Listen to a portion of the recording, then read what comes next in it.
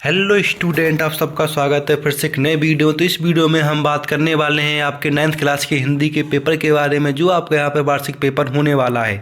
ये पेपर आपका यहाँ पे 5 फरवरी को ये पेपर होने वाला है। तो इसकी पूरी की पूरी बात इस वीडियो में करने वाला हूँ। तो वीडियो को आपको यहाँ पर लास्ट तक देख लेना। अगर चैनल पर पहली बार तो चैनल को आपको यहाँ पर सब्सक्राइब कर लेना है। तो जो आपका यहाँ पर 9th क्लास का हिंदी का पेपर होने वाला है, इस पेपर के बारे में पूरा का पूरा फुल सोल्यूशन इस वीडियो में देने वाला हूँ। तो वीडियो को आपको यहाँ पर लास्ट तक देखना है। चैनल पर पहली बार तो चैनल को आपको सब्सक्राइब कर लेना है।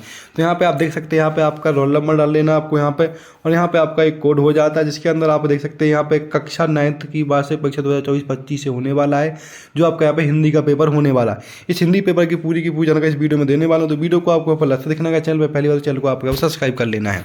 तो आप यहाँ पर देख सकते हैं कि आपका हिंदी का पेपर है, जो 9th क्लास के स्टूडेंट जितने भी हैं, आप इस वीडियो को पेपर से देने से पहले 1 से 2 बार जरूर देख के जाइएगा, क्योंकि इसी वीडियो के माध्यम से जो क्वेश्चन बताने वाले हैं, सारे के सारे क्वेश्चन आपके पेपर में फंसने वाले हैं।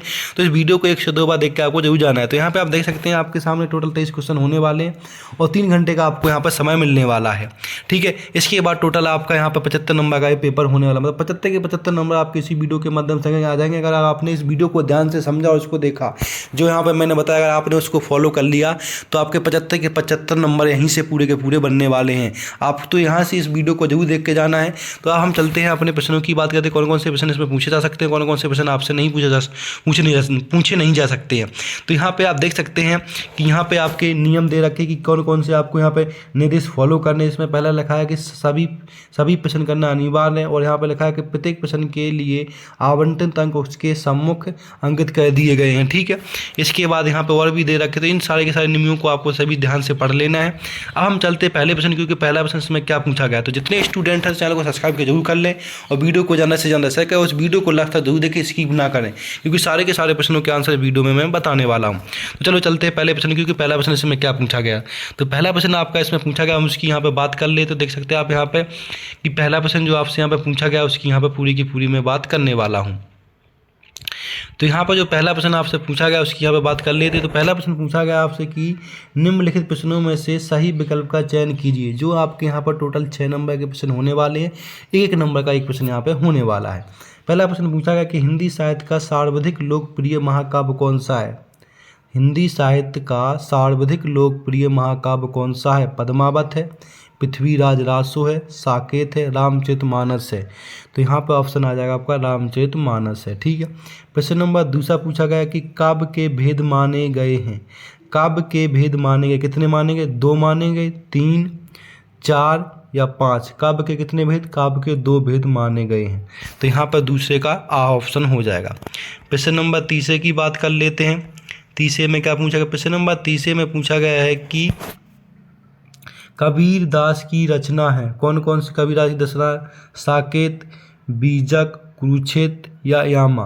तो यहाँ पे तीसरे का ऑप्शन आपका आ जाएगा बीजक। ठीक है, प्रश्न नंबर चौथा में पूछा गया आपसे काजी हौस का चौकीदार लालटेन लेकर आता था।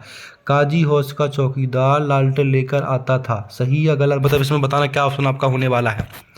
मारने, खाना देने, हाजिरी लेने या पानी देने, क्या करने आता था।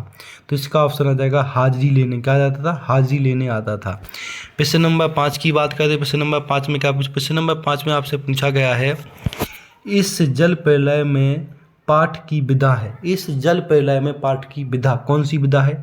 कहानी, रिपोर्टाज, उपन्यास, नाटक। तो यहाँ पे क्या आ जाएगा आपका, इसमें आपका आ जाएगा रिपोर्टाज। क्या आ जाएगा, रिपोर्टाज आपका यहाँ पे आ जाएगा। प्रश्न नंबर 6 में पूछा गया आपसे एकांकी में अंक होता है। एकांकी में कितना अंक होता है। 1, 3, 5, 1 भी नहीं। तो यहाँ पे आ जाएगा 1। एकांकी में कितना होता है, 1 यहाँ पे आपका हो जाएगा। तो यहाँ पे आप देख सकते हैं कि आपके पूरे के पूरे जो यहाँ पे क्या होता है सही विकल्प पूछे गए थे, वो सारे के सारे मैंने करा दिए। इनका आंसर आपको PDF के माध्यम से मिल जाएगा। अब हम बात करने वाले दूसरे प्रश्न की। तो दूसरे प्रश्न में चलते हैं। तो यहाँ पे आपके सामने दूसरा प्रश्न क्या आ जाता है, उसकी यहाँ पे हम बात कर लेते हैं। तो यहाँ पे आपको दूसरा प्रश्न स्टार्ट होता है, जिसके अंदर आपको रिक्त स्थान भरने हैं। इनका रिक्त स्थान का पूरा जो PDF आपको PDF में दिख जाएगा। यहाँ पे आपके 2 प्रश्न कट चुके, उनके मैं आंसर आपको यहाँ पे बता देता हूँ। बाकी के आंसर जो प्रश्न उसका बनने वाला वो आपको PDF में मिल जाएगा। तो यहाँ पर जो पहला आपका प्रश्न यहाँ पे बनने वाला, पहला प्रश्न देख लीजिएगा।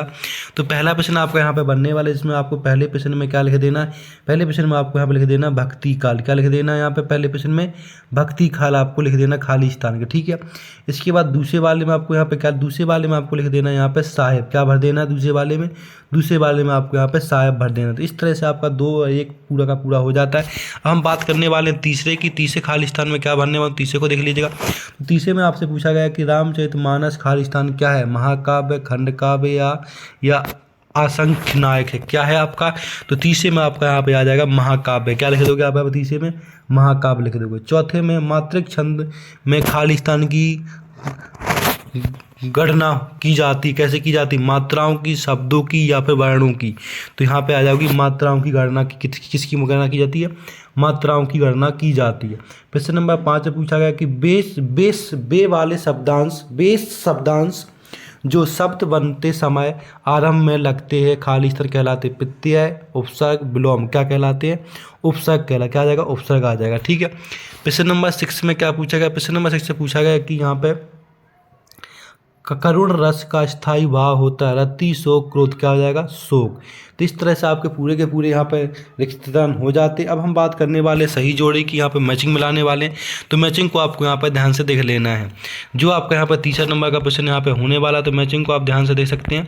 तो यहाँ पर मैचिंग की मैं बात करने वाला हूँ, तो यहाँ पर देख लीजिएगा। प्रश्न नंबर जो तीसरा आपका यहाँ पर बनता है, इसके अंदर पूछा गया कि निम्नलिखित जोड़ियों का सही मिलान कीजिए जो आपके यहाँ पर 6 नंबर की होने वाली हैं। आपको आ और बा को यहाँ पर पूरा का पूरा मैच कर लेना। तो यहाँ पर देख सकते हैं आ और बा को आपको पूरा का पूरा यहाँ पे मैच करना है। तो पहला आप देख लीजिएगा, जो पहली आपकी यहाँ पे मैचिंग होने वाली है वो आपकी यहाँ पे, जहाँ पे पूछा गया कि लहसा की ओर, तो आपका यहाँ पे क्या आ जाएगा, राहुल संकृत्यापन, ठीक है, 4 ऑप्शन हो जाएगा। दूसरे में पूछा गया माखन लाल चतुर्वेदी, तो माखन लाल चतुर्वेदी का आपको आ जाएगा एक भारतीय आत्मा। प्रश्न नंबर तीसरे में पूछा गया कि रस के अंग, क्या पूछा गया यहाँ पे, रस के अंग। तो यहाँ पर तीसरे का आपका यहाँ पे हो जाएगा, क्या हो जाएगा, तीसरे का आपका यहाँ पे हो जाएगा 4, कितने 4 लगा देने। प्रश्न नंबर चौथे में आपसे पूछा गया यहाँ पे, चौथे का क्या हो जाएगा आपका यहाँ पर, चौथे का आपका यहाँ पे हो जाएगा घा, जिसमें 3 भर देना है, ठीक है। प्रश्न नंबर 5 में यहाँ पे पूछा गया कि पंचवटी का क्या हो जाएगा, पंचवटी का आपका यहाँ पे हो जाएगा। तो पंचवटी में आपको यहाँ पे पंचवटी में आपको भर देना खंड काव्य, क्या भर देना, खंड काव्य। इसका 6 वाले में घर का नौकर आपको यहाँ पे भर देना खा, जिसमें आपका आ जाएगा रतन, ठीक है। तो इस तरह से मैचिंग को आपको पूरा का पूरा यहाँ पे मैच कर लेना। मैचिंग मैंने पूरी की पूरी आपको यहाँ पे बता दी है। अब हम बात करने वाले नेक्स्ट प्रश्न। तो नेक्स्ट प्रश्न आपके यहाँ पे क्या पूछा गया, उसकी यहाँ पे हम बात करने वाले। तो नेक्स्ट प्रश्न आपसे यहाँ पे पूछा गया 4th नंबर प्रश्न।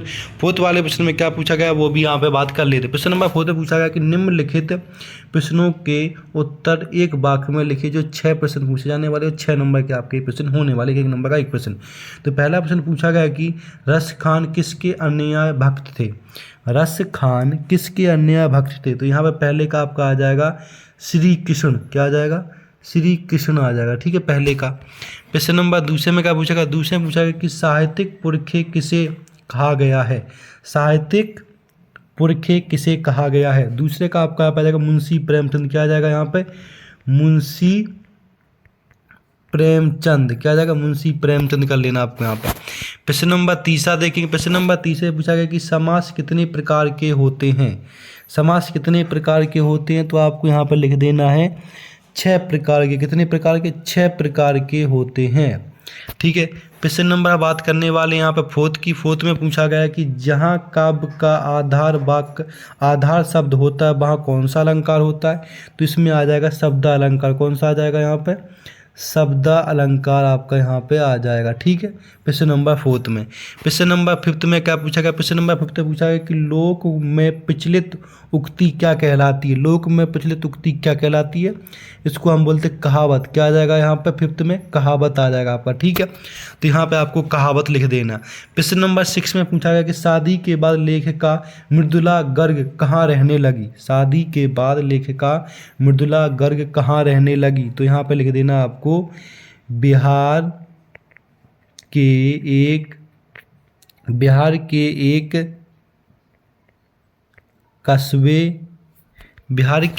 कस्बे में, जिसका नाम क्या था? जिसका नाम था प्राइमिया। क्या था?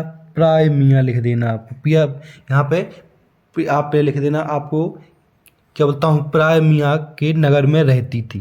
तो यहाँ पे इस तरह से आपके ये 4th वाला प्रश्न पूरा का पूरा हो जाता है। इस 4th प्रश्न को भी आपको यहाँ पे अच्छे से कर लेना है। अब हम बात करने वाले नेक्स्ट प्रश्न की। तो नेक्स्ट प्रश्न आपको यहाँ पे आ जाता है, उसकी हम यहाँ पे बात करने वाले हैं। तो नेक्स्ट प्रश्न आपका यहाँ पे बनता है 5th, जिसके अंदर आपसे पूछा गया, उसकी हम बात कर लेते हैं। तो प्रश्न नंबर 5 में पूछा गया निम्नलिखित कथनों में से सत्य अथवा असत्य छाट कर लिखिए, जिसमें 6 प्रश्न पूछे जाने वाले हैं और 6 नंबर के प्रश्न आपके यहाँ पे होने वाले हैं। तो पहला प्रश्न क्या पूछा गया, हम उसकी बात कर ले। तो यहाँ पर देख लीजिएगा, आप यहाँ पर पहला प्रश्न क्या पूछा गया आपसे। तो यहाँ पर पहला प्रश्न आपसे पूछा गया कि सुमित्रा नंदन पंत प्रगति प्रेमी कवि थी, सही या गलत? तो एकदम सही आ जाएगा आपका यहाँ पर। प्रश्न नंबर 2 में खंड काव्य की कथा वस्तु विस्तृत होती है, सही या गलत? ये आपका असत्य हो जाएगा। प्रश्न नंबर 3 में लॉरेंस को कबूतर से प्रेम था, सही या गलत? ये एकदम गलत हो जाएगा आपका। प्रश्न नंबर 4 में विचार विनिमय के माध्यम को भाषा कहते हैं, ये आपका सही हो जाएगा। प्रश्न नंबर 5 में विभीषिका से तात्पर्य भयंकरता से है, सही या गलत? ये आपका एकदम सत्य हो जाएगा। प्रश्न नंबर 6 में पूछा गया कि राम स्वरूप की पत्नी का नाम प्रेमा था, राम स्वरूप की पत्नी का नाम प्रेमा था, ये भी बात एकदम सही है। तो इस तरह से आपका 5th वाले सत्य असत्य पूरे के पूरे मैंने करा दी गई, तो इनको भी आपको अच्छे से याद कर लेना है। अब हम बात करने वाले प्रश्न नंबर 6 में, जिसमें पूछा गया कि छायावाद की कोई 2 विशेषताएं लिखिए, जो आपका 2 नंबर का प्रश्न होने वाला है। या फिर इसका अथवा वाला प्रश्न भी कर सकते हैं। अथवा वाला प्रश्न देख लीजिएगा आप यहाँ पे, जिसमें पूछा गया कि पद साहित्य के इतिहास को कितने भागों में विभाजित किया गया, इनके नाम लिखिए।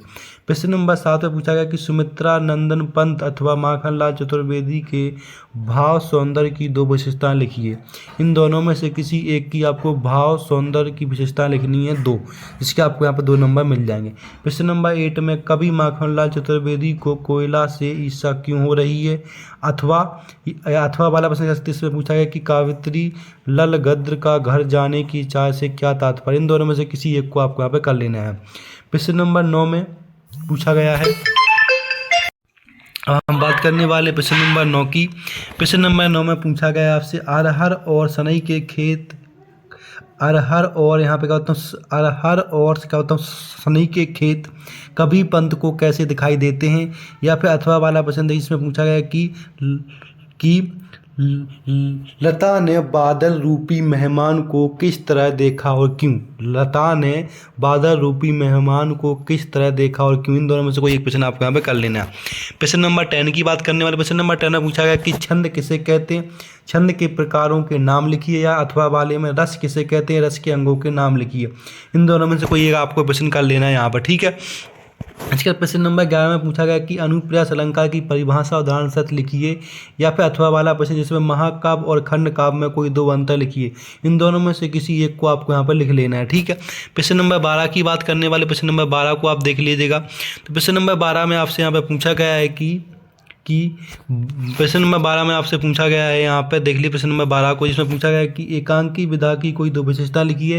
या फिर अथवा वाला प्रश्न में कहानी और उपन्यास में कोई 2 अंतर लिखिए। इन दोनों में से कोई एक आपको यहाँ पे कर लेना है। प्रश्न नंबर 13 देखेंगे। प्रश्न नंबर 13 में आपसे पूछा गया है कि मुंशी प्रेमचंद और अथवा महादेवी वर्मा की भाषा शैली की विशेषताएं लिखिए। इन दोनों में से किसी एक के ऊपर आपको उनकी शैलियों की भाषा लिखनी है, या तो मुंशी प्रेमचंद की लिख सकते हो या फिर महादेवी वर्मा की, जिनकी आपको शैली की विशेषता, भाषा शैली की विशेषताएं लिखनी है, तो 2 नंबर आपके यहाँ पे पक्के हो जाते हैं। नेक्स्ट क्वेश्चन की बात करने वाले, नेक्स्ट क्वेश्चन आप यहाँ पर देखेंगे, नेक्स्ट क्वेश्चन आपके यहाँ पे हो जाएगा 18, जिसमें आपसे पूछा गया वो देख लीजिएगा। क्वेश्चन नंबर 18 पूछा गया कि निम्नलिखित काव्यांश का संदर्भ प्रसंग सहित भावार्थ लिखिए, जो 3 नंबर का आपका यहाँ पे होने वाला है। इसमें आपको एक प्रश्न दे रखा है, उसका संदर्भ प्रसंग और सहित व्याख्या भावार्थ लिखनी है। इन दोनों में से कोई एक प्रसंग आप यहाँ पे कर सकते हैं। प्रश्न नंबर आपका 18 हो जाएगा। इसका प्रश्न नंबर 19 देखेंगे। प्रश्न नंबर 19 जो आपका यहाँ पर 3 नंबर का होने वाला है, इसमें आपसे पूछा निम्नलिखित गद्यांश की संदर्भ प्रसंग सहित व्याख्या कीजिए। इन दोनों जो 2 गद्यांश दे रखे, इन दोनों में से किसी एक को आपको अच्छे से पढ़ के उनका प्रसंग, संदर्भ और व्याख्या आपको करनी है। 3 नंबर आपके यहाँ पे मिल जाएंगे। प्रश्न नंबर 20 में आपसे पूछा गया कि जल है तो कल है विषय पर अनुच्छेद लिखिए। जल है तो कल है विषय पर अनुच्छेद लिखना है, जो 3 नंबर का आपका यहाँ पे होने वाला है। या फिर अथवा वाला प्रश्न, जिसमें वार्षिक परीक्षा की तैयारी पर पिताजी के लिए एक संवाद को लिखें। दोनों में से कोई एक आपको यहाँ पे कर लेना है। प्रश्न नंबर आपके यहाँ पे 21 होता है, जिसमें पूछा गया निम्नलिखित अपठित काव्यांश अथवा गद्यांश को पढ़कर नीचे लिखे प्रश्नों के उत्तर लिखिए। तो आपके सामने नीचे एक काव्यांश दे रखा है, इस काव्यांश को पढ़कर नीचे दिए गए प्रश्नों को आपको उत्तर देना है, जो आपको यहाँ पर 4 नंबर का ये होने वाला है। तो इसको आपको पढ़ लेना है। देख सकते हैं आप यहाँ पे 21 वाला प्रश्न है, इसके जो यहाँ पर काव्यांश, इस काव्यांश को पढ़ के नीचे दिए गए प्रश्नों के आपको यहाँ पे आंसर देने। इसमें पूछा गया पहला कि उपयुक्त इसका शीर्षक बता देना है। दूसरा पूछा गया मानव जीवन के लिए मनोरंजन क्यों आवश्यक है। तीसरा पूछा गया उपयुक्त गद्यांश का सारांश लिखिए। उपयुक्त क्या होता है, गद्यांश का सारांश लिख देना आपको यहाँ पे। तो 21 का प्रश्न हो जाता है। या फिर अथवा वाला प्रश्न कर सकते हैं। अथवा वाला प्रश्न भी आपको दे रखा है, इस ऊपर वाले गद्यांश को पढ़कर नीचे दिए गए प्रश्नों का आपको यहाँ पे आंसर दे देना है। तो यहाँ पे आप देख सकते हैं, तो इस गद्यांश को पूरा पढ़ के आपको इस नीचे दिए गए प्रश्नों के आंसर दे सकते हैं। नेक्स्ट प्रश्न आपका यहाँ पे बनता है 22 नंबर प्रश्न। 22 नंबर प्रश्न में आपसे पूछा गया है कि अपने विद्यालय के प्रचार को शाला शुल्क मुक्ति हेतु आवेदन पत्र लिखना है। तो ऊपर वाले में आवेदन लिखना, नीचे वाले में आपको एक लेटर लिखना है। इन दोनों में से कोई एक कर लेना, जो आपका यहाँ पर 4 नंबर का हो जाता है। जिसमें आपको यहाँ पे पूछा गया कि कालीन शहर के लाभ बताते हुए अपने छोटे भाई को पत्र लिखना। मतलब कि सुबह जो कालीन शहर के लाभ क्या होते वो अपने भाई को पत्र के माध्यम से बताने हैं। ठीक है। प्रश्न नंबर 23 पूछा कि निम्नलिखित विषयों में से किसी एक विषय पर रूपरेखा सहित सारंगित निबंध लिखिए। तो 5 विषय दे रखे, 5 विषयों में से किसी एक पर आपको निबंध लिखना है, जो आपका यहाँ पर 4 नंबर का होने वाला है। जिसमें स्वस्थ भारत अभियान है, जीवन में खेलों का महत्व है, दैनिक जीवन में इंटरनेट का महत्व है, विद्यार्थी जीवन में अनुशासन है। तो इन 4-5 में से किसी एक विषय पर आपको निबंध लिख लेना है। तो इस तरह से आपका पूरा का पूरा हो जाता है। तो देख सकते हैं जो भी स्टूडेंट 9th क्लास के उनका पूरा का पूरा पेपर मैंने बता दिया। ये पेपर आपका अभी एकदम आने वाला है। तो इस वीडियो को आपका पूरा का पूरा देख लें। जो प्रश्न बताएंगे इन प्रश्नों को आपको अच्छे से याद कर लेना है। जितना बताएगा उतना कर लेते हो तो आपके पूरे के पूरे यहाँ पर 75 नंबर आपके इसी वीडियो से आने वाले हैं।